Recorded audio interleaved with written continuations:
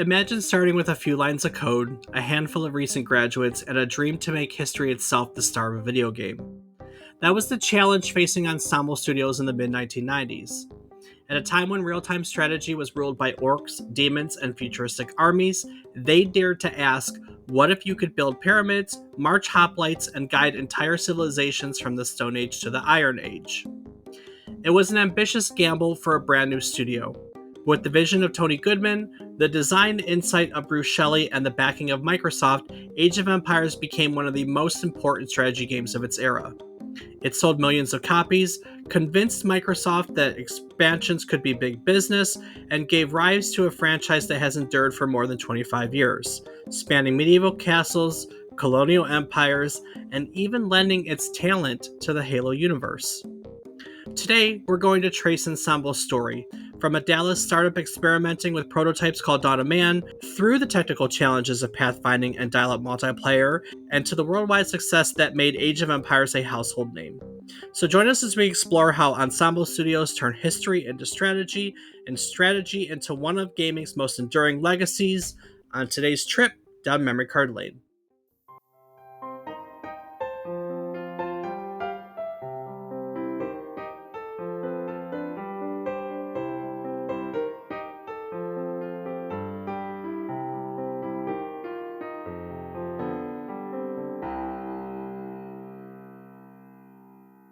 Good morning, good afternoon, and good evening. I hope these words find you well.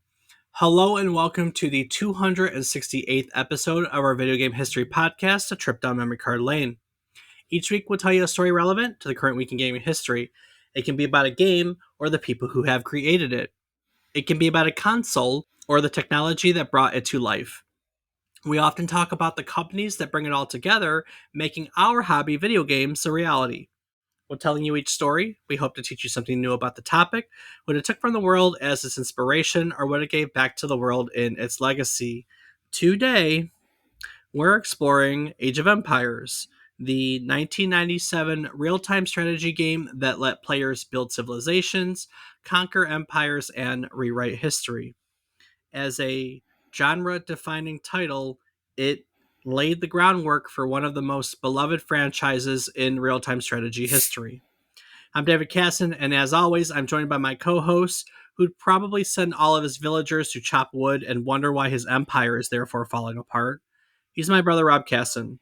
Rob, do you think you'd lead your civilization to victory, or I kind of know the answer to this. Do you spend all your resources building unnecessary walls? Hey, those walls are very necessary, Dave. Thank you very much. Are very necessary. They absolutely are necessary.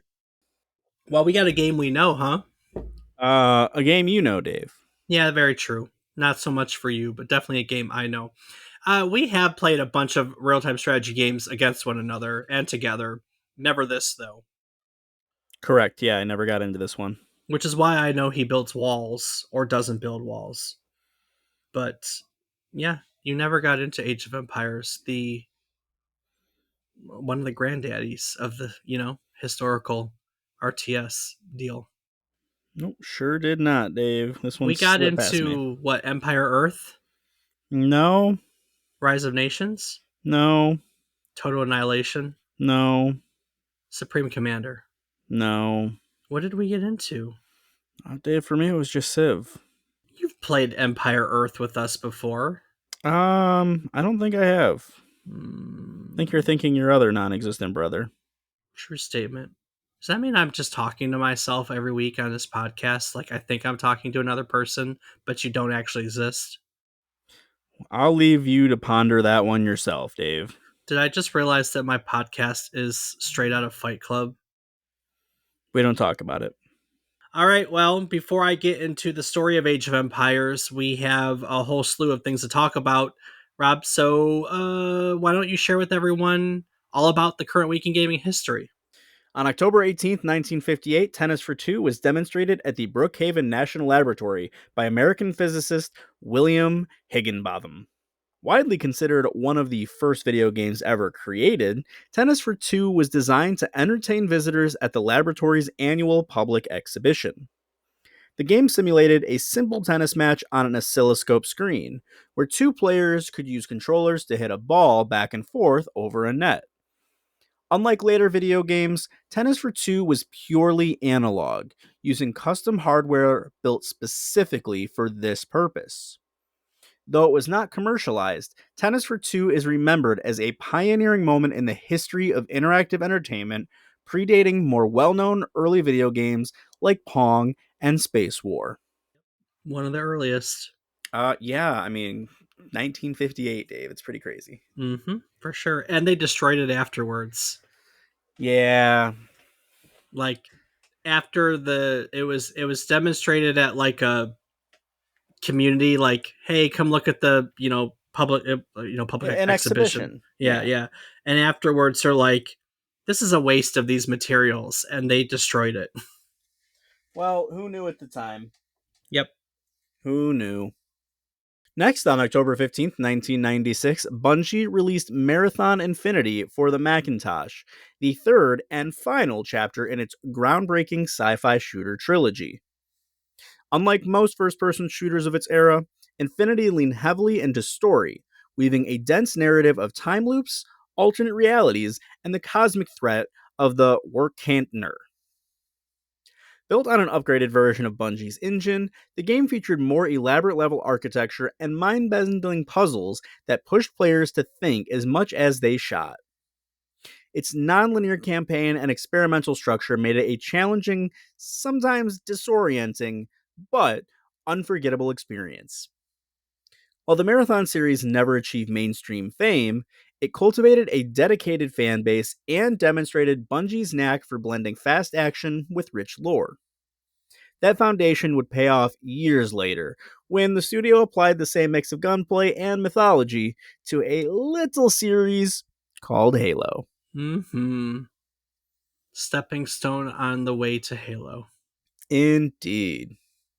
Speaking of stepping stone, next up on October 15th, 2005, Shadow of the Colossus was released for the PlayStation 2, developed by Team Ico and published by Sony Computer Entertainment. Directed by Fumito Ueda, the game is celebrated for its minimalist storytelling, breathtaking landscapes, and emotionally charged atmosphere. Players take on the role of Wander, a young man who must defeat 16 towering colossi to restore the life of a mysterious girl. Each colossus presents a unique puzzle, requiring the players to scale the massive creatures and discover their weak points.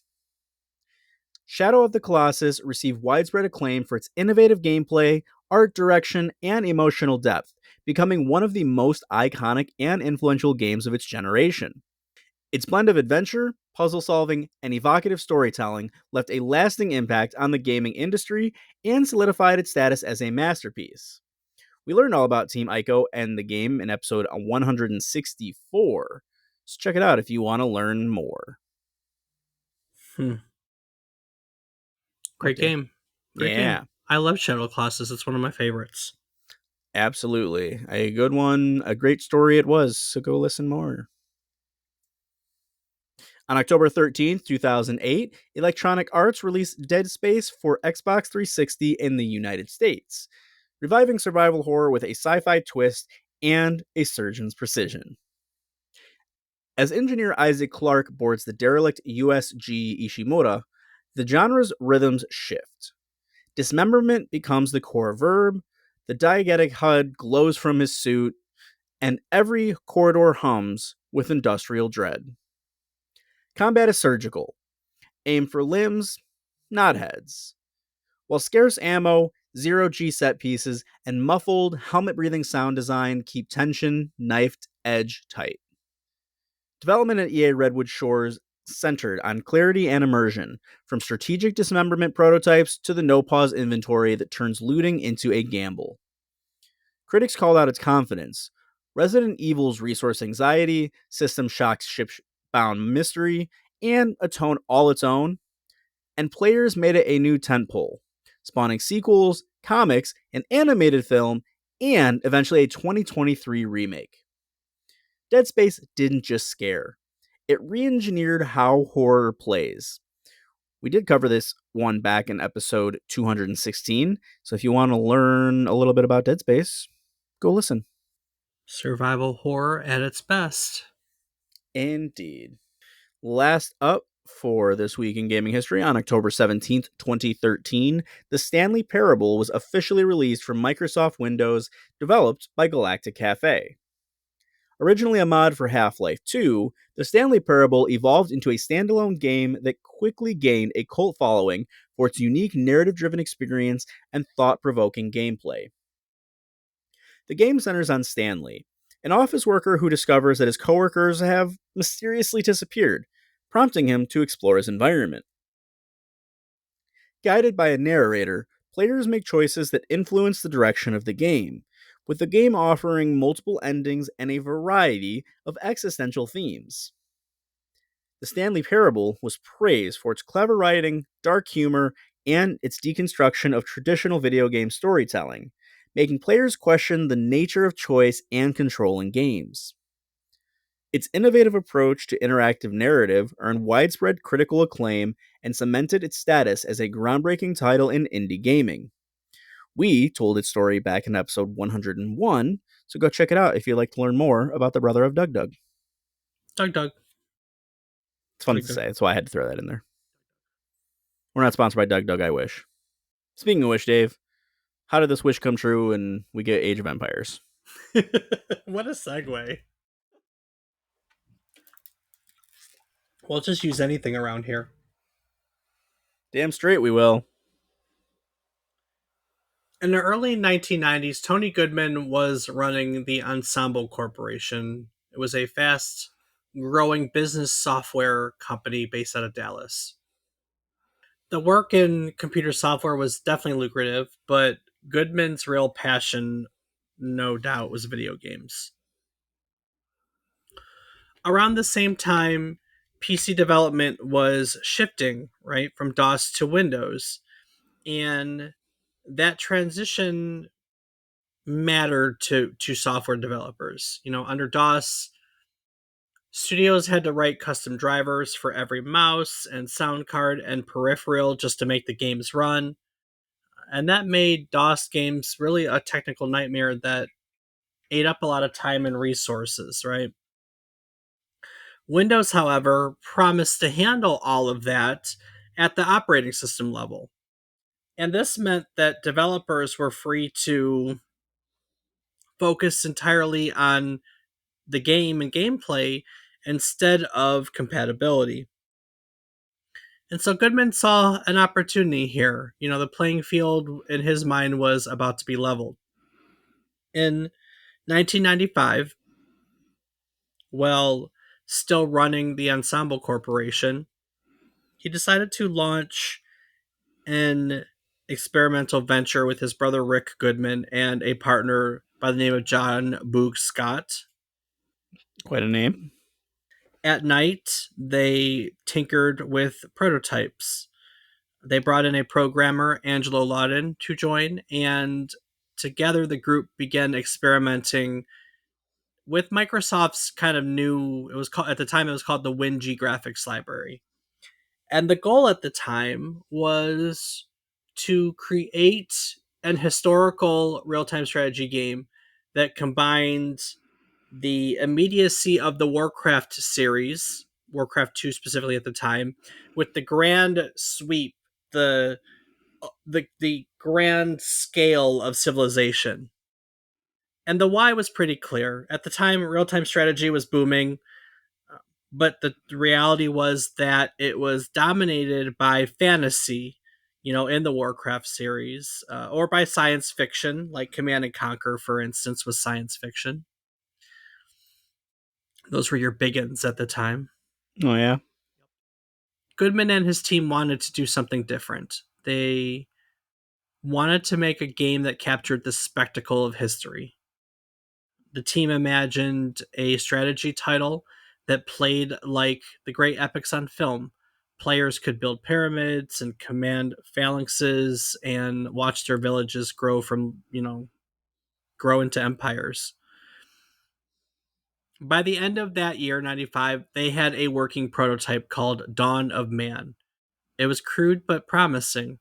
Villagers could chop wood, soldiers could fight, and the beginnings of a city could take shape. It felt like a strategy sandbox, but the genre was still undecided. Was it going to be a command and conquer style real time strategy, more of a simulation like SimCity, or were they going to kind of create a turn based epic like Civilization? They had the foundation laid, basic mechanics were in place, but they just couldn't lock down a direction. At the same time, Goodman was really carefully building the studio's culture. He believed early on that his hires had to be perfect fits. People who not only had talent, but shared Ensemble's big, grandiose vision. One famous example came when a young art school graduate by the name of Brad Crow showed up after Goodman had already filled an artist position. Within minutes of his interview with Brad, which he still gave, Goodman knew that he hired the wrong person. Oh, And so that's and so he said, in what was the most difficult conversations I had to have, he retracted his earlier job offer and brought Crow on board instead. It was a difficult decision, but it's a story Goodman tells because it really captures Ensemble's philosophy. You don't compromise when you're building the foundation. Alongside Crow and Lawton came a handful of other young programmers and artists, and the result was a small but passionate team, all working out of the Ensemble Corporation's offices.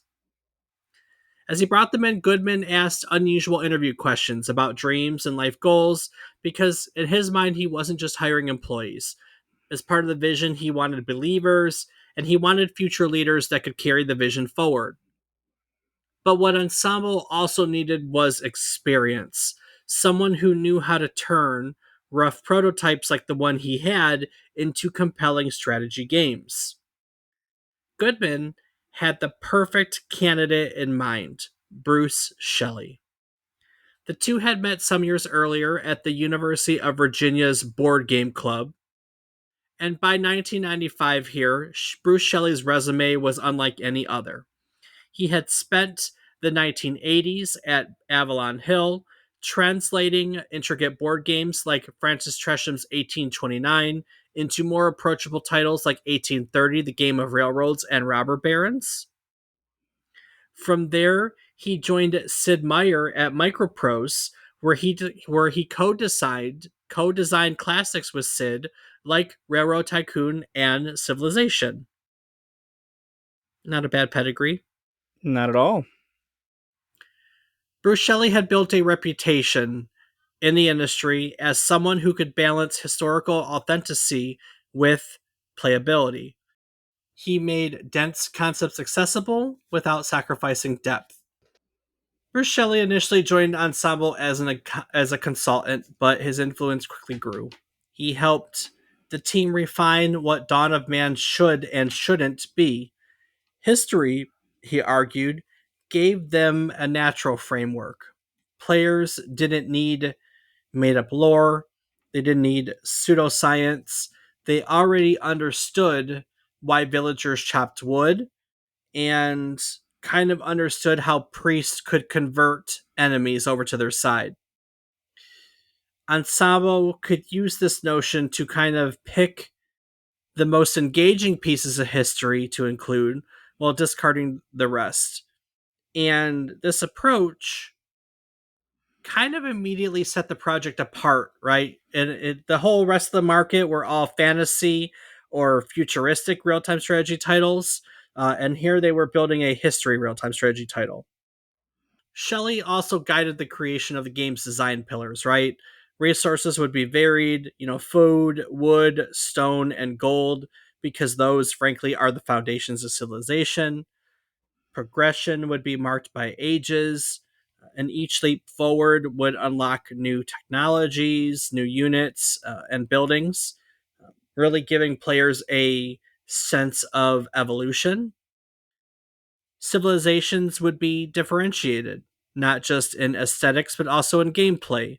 Egyptian priests, Egypt, could convert at a greater range because Egypt was known for its religion. Shang villagers worked faster because the Shang dynasty was really known for construction projects. And Greek armies, which were known for their military might, leaned on powerful hoplites. The way they built it, no one faction had everything, which forced players to adapt and strategize accordingly. Even the choice of the time period from 10,000 BC to the dawn of Rome was deliberate. Starting at the Stone Age meant beginning with simple technology, letting the mechanics of resource gathering and expansion feel natural.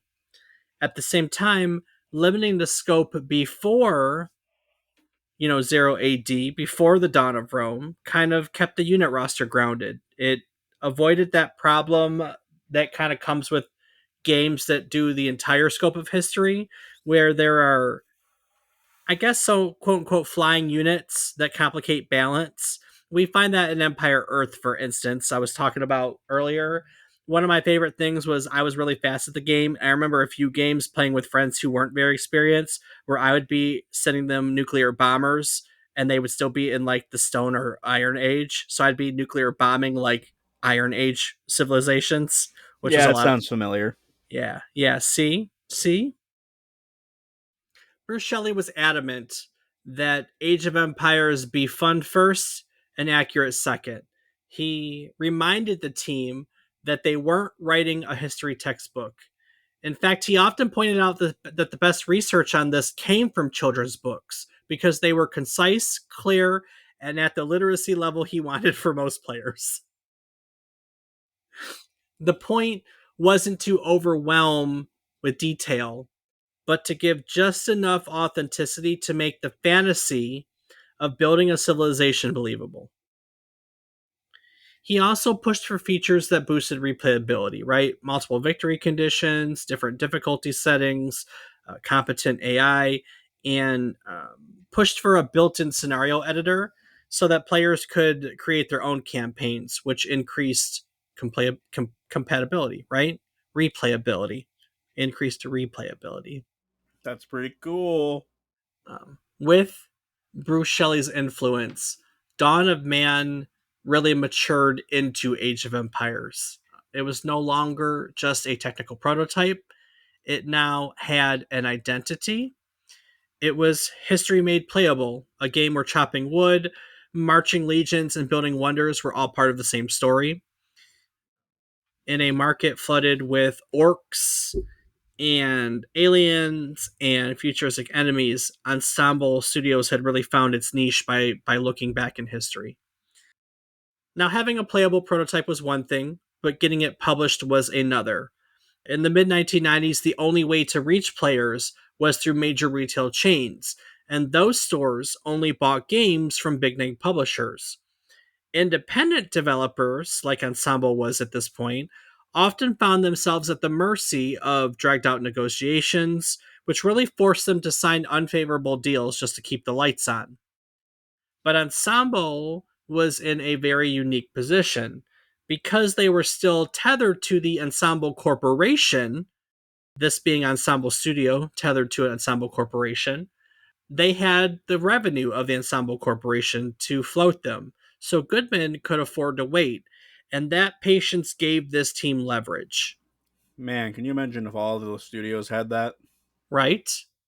Crazy. The team really shopped Age of Empires around, but from the beginning, Goodman genuinely believed that Microsoft was the ideal partner. Microsoft was a software giant with global distribution, but they were really struggling at this point to make a mark in gaming. They were desperate for a breakout hint. They were desperate for a breakout hit that could plant their flag firmly in the industry. To this team, Ensemble's project was the perfect candidate for them to get what they were looking for. Goodman first approached Microsoft at the 1995 Game Developers Conference. While other developers crowded executives with demos, Goodman played it cool. He waited until the room cleared, then casually mentioned that he was working with Bruce Shelley, a name that carried serious weight thanks to Civilization. That was enough to spark a conversation and secure a future meeting. 6 months later, Microsoft flew a team down to Dallas to see the prototype. What they found impressed them. There were villagers running around, chopping wood, gathering food, and fighting battles that felt both accessible and epic. Ensemble at this point still called it Dawn of Man, but the DNA of what would become Age of Empires was already in place. Microsoft saw promise, but the negotiations were slow. Now, Goodman understood that this was their style, but he had no intention of signing a weak deal, right? Ensemble, thanks to the corporation, could keep developing while they waited. And so they did. They waited. And eventually, negotiations on the stalemate broke. Microsoft committed, throwing its global weight behind the project. Bill Gates himself had doubts at first, wondering if the game's depth might be too intimidating for the mass market. But once the rest of Microsoft's leadership lined up, they treated Age of Empires like a potential cornerstone franchise. Ensemble got the backing they were looking for, and Microsoft would finally get the hit that they had been looking for. Now, for Ensemble, this deal meant more than financial security. It meant that they could stay true to their vision without compromise. And for Microsoft, it was a chance to prove that they could be more than the company behind spreadsheets and operating systems. Together, Ensemble and Microsoft were about to launch one of the most important strategy games of its era. With Microsoft backing them, Ensemble could finally pour its energy into finishing the game, but that certainly didn't mean that the process was easy. For a first time studio, the remaining challenges were still enormous. One of the biggest hurdles was pathfinding. Most real time strategy games only had a handful of units moving across the map, but Age of Empires at the time aimed for hundreds. Every villager, every soldier, and scout could potentially block or alter the movement of one another.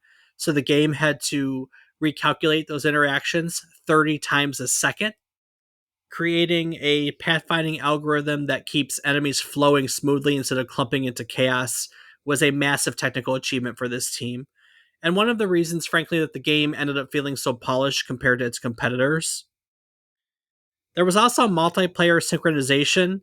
Ensemble wanted up to 8 players battling online, each with dozens of units running around in real time. This concept had to work not just over a LAN, but on dial up connections online, where even a tiny desync could ruin a match.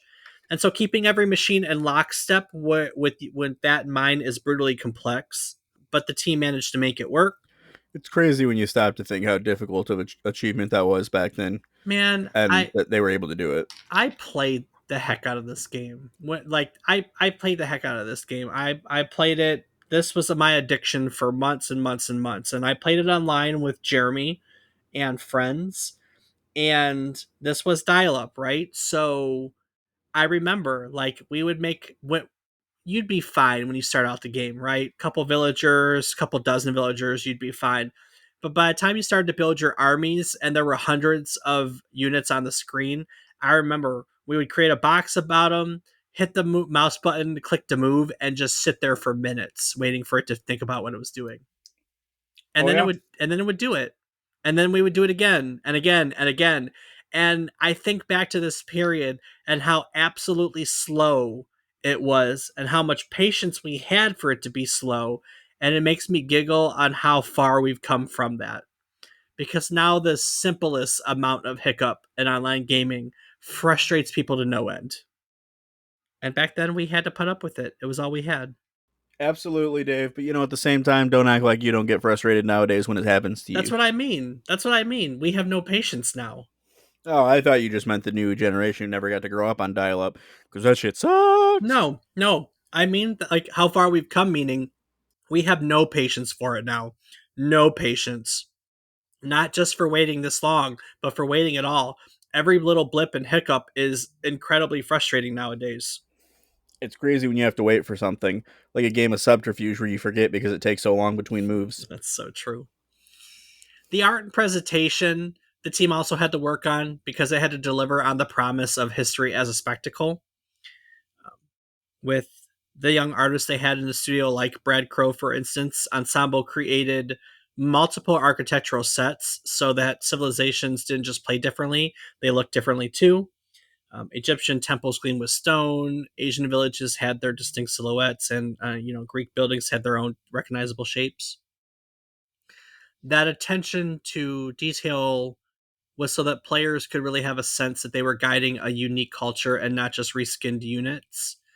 And then, of course, the most important part to any real time strategy game is balance, right? With four different resources and 12 civilizations and progression through four ages, the possibilities were vast, endless, even.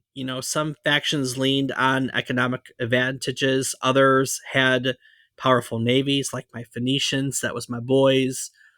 Um, some leaned heavily on priests. Bruce Shelley often said that the goal wasn't perfect historical accuracy, but more so interesting decisions. And that meant stripping away complexity when it got in the way of fun, even if it meant bending the historical record a little. The final touch for the team was replayability. Like I said, Ensemble added multiple victory conditions from conquest to wonder building, and they also included a scenario editor so that players could create their own campaigns. The team even tucked in a 40,000 word encyclopedia so that curious players could have some context about the units and the civilizations they controlled. For a lot of gamers, Age of Empires was their first brush with ancient history, which was delivered to them through tooltips and background notes while they played. I'll be honest, I learned history through this game. I was 10, 12 when it came out, right? 13? Yeah, that's fair. I mean, that's not to say I didn't know this stuff ahead of time, but like I took the time to read through the encyclopedia because I was a history buff, and I remember learning things and being like, "Oh, I didn't know that. Oh, I didn't know that. Oh, that's so cool." I don't think I ever heard of the Phoenicians before playing Age of Empires, and then that became my favorite civilization because I liked the navy battles, and we played primarily a map style called Islands, and Mm, so you played the navy you played the navy civilization, so Phoenicians, and I like I said, had no clue what a Phoenician was. I learned about the Phoenicians through Age of Empires. fair enough. Anyway, after years of experimentation, technical hurdles, and refinement, Ensemble Studios finally had a game that could stand out in the crowded real-time strategy market. And so Ensemble finished it, and it was released to the world on October 13th, 1997. You know, Hearing how Ensemble wrangled hundreds of units and kept multiplayer in sync reminds me of just how much simpler it is today to manage another kind of complex project, namely starting your own podcast. Wait, you're saying recording a podcast isn't as complicated as keeping 8 players synced up on a dial up connection? Exactly.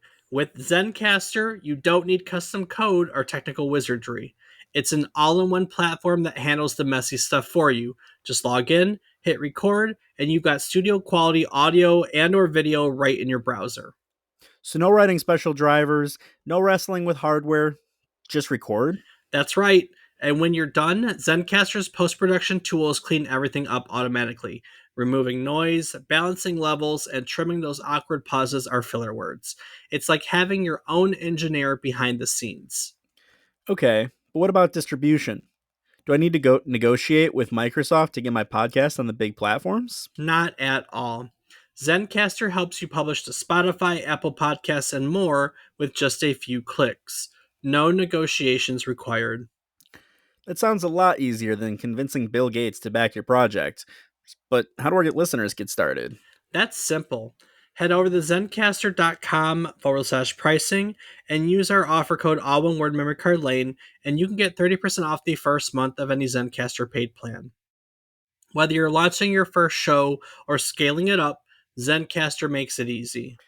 All right, listeners, if you've ever dreamed of starting your own podcast, now's the time. Build your own empire without the pathfinding headaches. Yes, indeed. Rob, when Age of Empires finally launched in October of 1997, it It was well received. From a debut title from a brand new studio, that reception was impressive. Critics praised its balance of history and gameplay, noting how it blended the immediacy of real time strategy with the broad sweep of a civilization builder. There were reviewers, of course, that argue that it didn't live up to its billing as Civilization meets Warcraft, pointing out frustration they had with it, like lack of production queues and a strict population cap. That strict population cap, frankly, was so multiplayer didn't get out of hand, or computers, period. Computers weren't that strong at the time, you know? That's fair. But in general, the consensus was positive. Critic scores for the game landed in the low to mid 80s across most of the major, outlets. Commercially, though, the game performed even better. In the US alone, it sold more than 178,000 copies by the end of 1997, bringing in over $8 million in revenue and outselling its competitors like Total Annihilation and Dark Reign during a critical holiday window. Globally, Microsoft shipped over 650,000 units in the first 4 months, and so sales quickly climbed past 850,000 units in early 1998.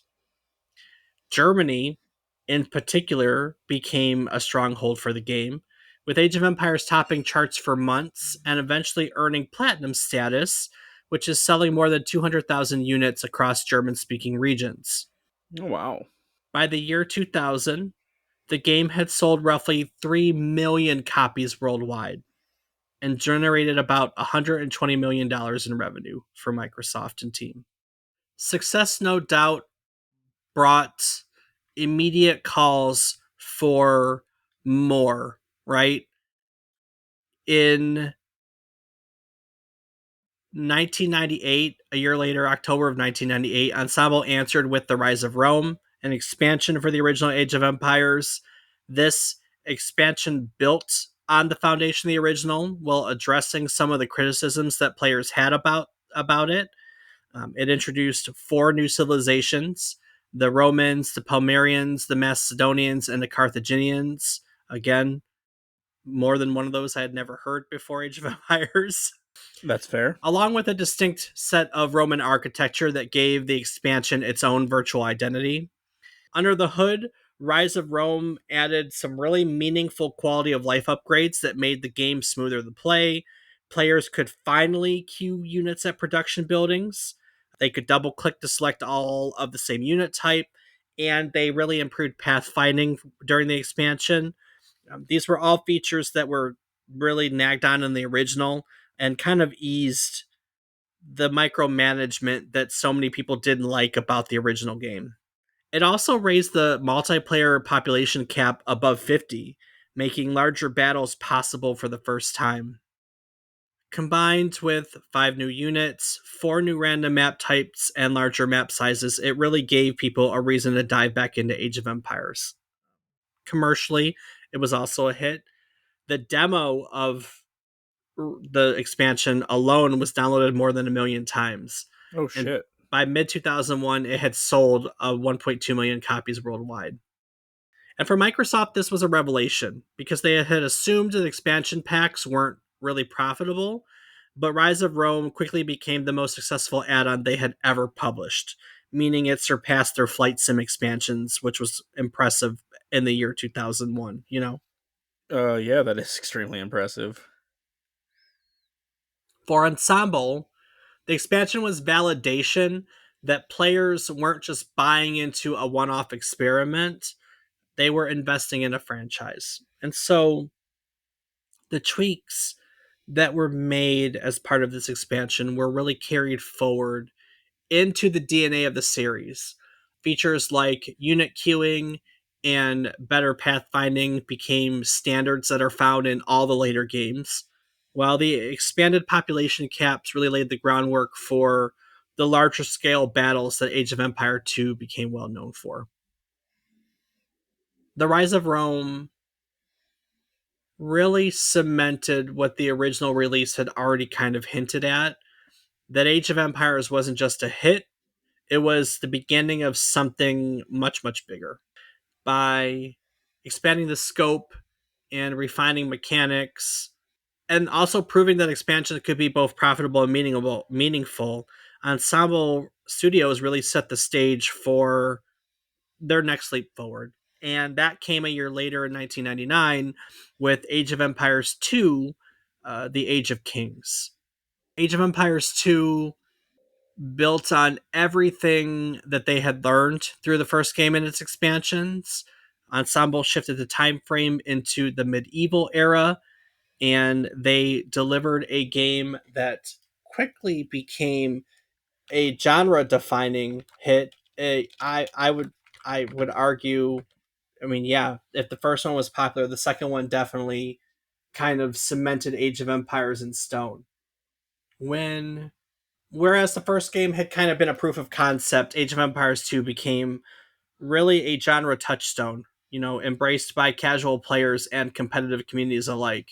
Its longevity, absolutely staggering. It's still popular to this day, thanks to definitive engines that had come out, or definitive editions. They remade definitive editions. There are mods, and it's even still played in esports tournaments. Wow. Right? I actually didn't know that. Yeah, Age of Empires 2, Age of Kings is excellent. There's no other way to put it. It's definitely excellent. They I mean they're still working on it, right? This is not even a joke. Age of Empires 2, the definitive edition, right? In which they improved the visuals because they brought it to 4K Revolution. They added all the expansions. They added a new expansion actually called The Last Khans, which obviously brings the, that civilization, the Genghis Khan family and all that into it. They even added that to it. Like they added content as they updated it to modern standards, right? And that was in 2019. And then it came out in 2023 for the Xbox Series consoles, and then it came out in May of this year for the PlayStation 5. They're still bringing these games to gamers. I mean, 4 months ago, this was just released for consoles, Oh, damn. I didn't realize it was that recent. Ensemble then pushed the series forward again in 2005 with Age of Empires 3, which moved the series into a colonial period. That game introduced new mechanics, including something called the Home City system, and it really showcased a fully 3D engine that brought destructible environments to the table and made the battles very cinematic. It was ambitious, it was visually stunning, and frankly, it sold millions of copies. Even though we could argue that it never captured the same cultural footprint as Age of Empires 2. Still, it shows that, or showed at the time rather, that Ensemble was willing to innovate, changing up the mechanics, and they were willing to expand the scope of what an RTS could be. I will admit, I didn't like Age of Empires 3 as much as I liked the others, but the home city system, the concept of getting to go through a campaign and building up your home base, so to speak, with the spoils of war was a lot of fun, right? Because that is a way of showing progress. That's that game loop, that addictive game loop, right? Where you have to have progress to feel accomplished. And that was a really great way to show progress as you move through, as you played through the game. That's fair, Dave. By that point, Age of Empires had really become one of Microsoft's crown jewels. It was responsible for a huge share of its PC specific game revenue. But at this time, Age of Empires 3 was 2005. Yes, 2005 was the original. By that time, Microsoft was really shifting their attention to the Xbox. And so Ensemble and their PC centric viewpoint, which was still happening at this time, was really increasingly at odds with the company's broader console facing strategy. And so Ensemble was eventually moved into consoles in 2009. They were tasked with developing Halo Wars. That is a console real-time strategy based obviously in the Halo universe that was released in 2009. It got solid reviews, but by the time it had shipped, for various reasons, Microsoft had already decided to close Ensemble Studios. And frankly, the studio's closure marked the end of an extraordinary run for the studio. Luckily, the Age of Empires franchise survived the studio's closure. Like I said, definitive editions of the first three games are bringing those games back to modern audiences. And in 2021, they released Age of Empires 4. Microsoft did, that carries that brings Age of Empires into a new generation. Across all of these different games, the heart of the series remains the same. It makes history feel alive and immediate. It gives players the thrill of guiding a civilization from its humble beginnings to its peak. What started in 1997 as an experimental venture inside a Dallas software company ended up creating one of the most enduring real time strategy franchises in the entire world. Sure, Dave. So, and that's the story of Ensemble. If you've enjoyed this look back at Age of Empires and the rise of Ensemble Studios, rise and fall technically, we've covered plenty of other strategy milestones on other trips down memory card lane. For instance, back in episode 109, we covered Command and Conquer, which was Westwood's famous real-time strategy that helped also define this genre alongside Warcraft. And in episode 168, we dug into that other franchise that Ensemble has touched, which was Halo. We didn't do Halo Wars yet, but we covered the origins of the Halo series if you're interested. You can, of course, find all these episodes along with our past episodes anywhere you get your podcasts, but also on our website at www.memorycardlane.com. Rob, what else can people find on our website? You can find a calendar of our episode topics to know what we're going to be talking about in our coming episodes, so you will know the future, not just the past. You can find a link to our Discord where you can come chat with Dave and I about episode topics, or maybe yell at me for my terrible jokes sometimes. Mostly Dave, though. You can find links to our Patreon, where you can help support us and get access to ad-free and unedited versions of our episodes. And you can find links to our social media, where I can be found on several platforms as Rob_O_Raptor and Dave. I can be found on various platforms as David is wrong. Come on, people, it's $2 a month for our Patreon, and you can get ad-free and unedited versions of our episodes. It's $2. It's $2. Each week, we'll tell you one story relevant to the current week in gaming history. It can be about a game, a console, a technology, a person. We've done places. Yes. We'll tell you each story. We hope to teach you something new about the topic, what it took from the world as its inspiration, or what it gave back to the world in its legacy. When we sit down to outline new topics each week, we get excited when we learn new things because then we get even more excited with the prospect of being able to bring them to you. It's this fantastic cycle of teaching and learning, learning and teaching, and in celebration of said cycle, we always go round table and talk about our takeaways. Rob, what did you learn today? Well, Dave, I think the kind of crazy one on this one for me is that usually we hear the opposite of a studio being able to keep going when it has a vision because money troubles. And it's just crazy to me to hear like they were tied to a corporation, so they could just keep producing and didn't have to wait and could get exactly what they wanted. Because if they had to kind of give up some control or anything like that to get the money, your game probably never would have been what you liked. True. And that's just it's kind of cool to hear that. It's normally we hear the exact opposite. Like I said, it's just kind of nice to know that sometimes a video game company can do it. That's it for me. What about yourself? I always knew that, one of the draws of all of this was Bruce Shelley, right? I remember that was it. That was a draw. Hey, Bruce Shelley's part of this. Woohoo! Um, I never thought about the fact that the game existed before Bruce Shelley. I it's just interesting to me that they already knew what they wanted to make, and they sat down and they made a they made a prototype, right? They made a prototype of of a game, and then took it to Bruce Shelley and said, "Hey, we need you to make this into an actual game, into something better." And then away they went, and he stayed with the franchise the entire time.